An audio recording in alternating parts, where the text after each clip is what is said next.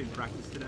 Yeah, we have a number of guys. I guess there's a virus or flu going around on campus. I think we had about 6 guys that non-COVID related but had fevers really over the last couple days. So that's what we're dealing with. Before the game on Saturday, it looked like Christian was taking the number 2 reps behind Sean. Did I interpret that correctly, and is that the plan moving forward? Yeah, that's fair at this stage right now. It's still a weekly competition, but yeah, that's fair. Thanks. James, how comfortable last week about competing 365 days a year? Is the current level of competition year-round commensurate with the way the team's played this year? I understand the question. I would need some time to kind of answer that question. This is something I've been talking about for 8 years. Hopefully we'll be able to get into specifics here soon. Coach Franklin, we're working on a story that's going to run in a few months. So I apologize to my colleagues here who are here for more immediate reasons. It has to do with Joe Paterno and his legacy and where it stands today. And our hope is to run it 10 years after his passing. And I'm just wondering if you'd be willing to share with us your thoughts on Joe Paterno and what his legacy means today to Penn State. Yeah, I'm happy to talk about Rutgers this week, this game. So if you have any questions about that, I'd be more than happy to discuss them. James, was Mike Miranda among the guys who had illness, or I know he left the game early on Saturday? Yes, sir.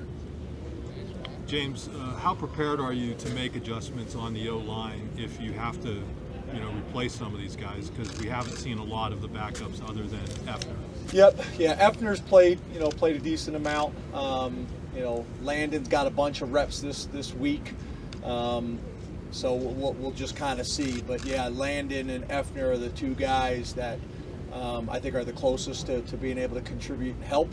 But we'll see how kind of the week plays out.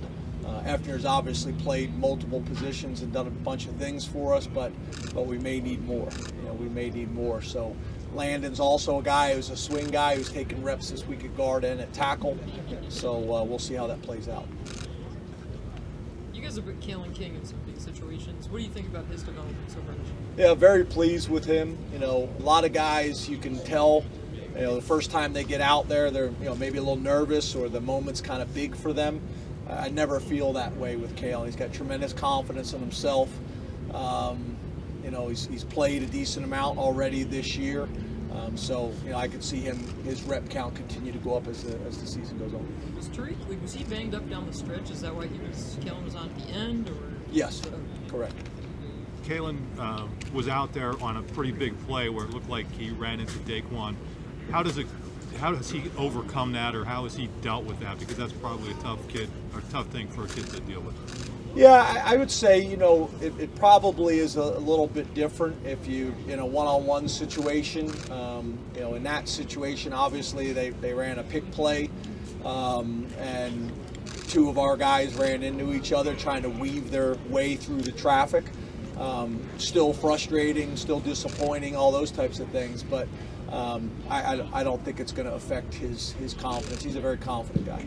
James, I'd say it's fair across the country that the first day of practice every season, the goal is college football playoffs, national championship. Now that goal has mathematically been removed, has that affected the morale in the locker room? And how do you keep a bunch of kids really dialed and focused in on, like you said, 1-0? Yeah, I don't know if that is the goal and the focus across the country. I think at a handful of institutions, that is. I think at probably another group of institutions, that's the expectation.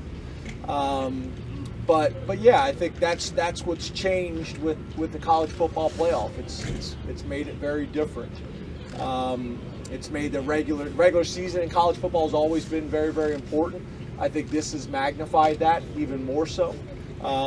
So yeah, it does. It creates some challenges. You see over the last number of years, you see a lot of programs and schools where guys are opting out of bowl games and things like that. We've been pretty fortunate, with those types of things. These guys got a lot of people in their ears with the change in policy from the NFL and from the NCAA. the agents can talk to our guys from the time they're a freshman and make recommendations on what they should and shouldn't do. It's complicated. It's much more complicated than it's ever been. There's no doubt about that. You mentioned another group of institutions, that's their goal, and I don't know if you included yourself at this particular moment in that group of institutions. What is the goal right now, and how does that mesh with sort of the longer term plans that you have? Yep. Yeah, I think we're a part of those institutions, right? Where we've done it before at a very different time in college football, but we've done it before. That is the expectation, and that is the mentality. I think that is more than fair. So for us, I think you guys know, I try to keep our players and our program focused on being the best we possibly can be today, and trying to be 1-0 each week to try to keep our preparation and our approach consistent from week to week, no matter the outcome. That's easier said than done, as you know. But I think that helps. That helps manage some of those things. But yeah, I think that's the biggest challenge, I think, right now in college football. I think that's the discussions that we've been having, and you guys have been asking me a lot of questions about the competition 365 days a year. This isn't the first time I've been talking about those things. I remember standing out on that turf long time ago when I first got here, talking to you guys about that, using the We Are Penn State as the backdrop.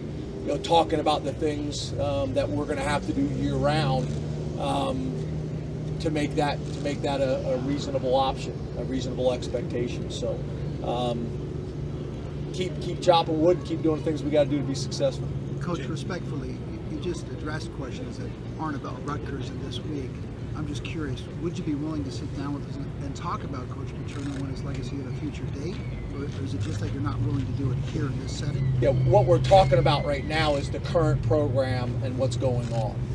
The game against Rutgers this week, and the things that are affecting our program right now. Would you be willing to sit down and talk with us about it at some point in the future? As we indicated, you can go through our office to see if James, with senior day coming up, how would you evaluate Jaquan's tenure with the program, especially given the things he took to get to this point with Lackawanna, as well as the Yeah, I'm super proud of him. He's done a great job in every aspect that we've asked him to do, academically, athletically, socially. His family's been a big part of it, being from Pittsburgh. Obviously, the success we've had out of Lackawanna has factored into it as well. I'm really proud of him. I'm really proud of him, and I think he's doing great, and I think he's putting himself in position to have a very bright future after leaving Penn State. Can you talk about that relationship with Lackawanna and maybe explain how that recruiting might not be the right word in this context, but how that relationship that you guys have seemed to develop over the past few years? Yeah, it's really been since we got here. There wasn't a great history of Penn State recruiting it. We looked at it as a significant advantage having a junior college in the state of Pennsylvania. The number of junior colleges have declined nationally, so it was an opportunity for us to keep some kids in the region that maybe had to take a different path to still come to Penn State.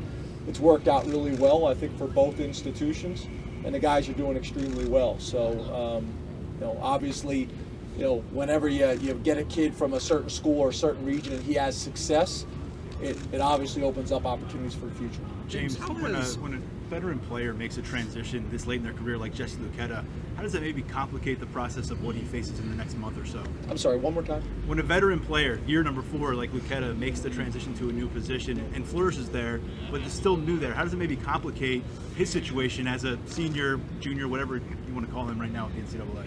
Yeah, I don't think it really complicates it. I think it really, it's probably no different than any other industry, right? The more things that you can do and the more value you can bring, to the institution or the team you're playing for, the better. No different in your guys' field as well.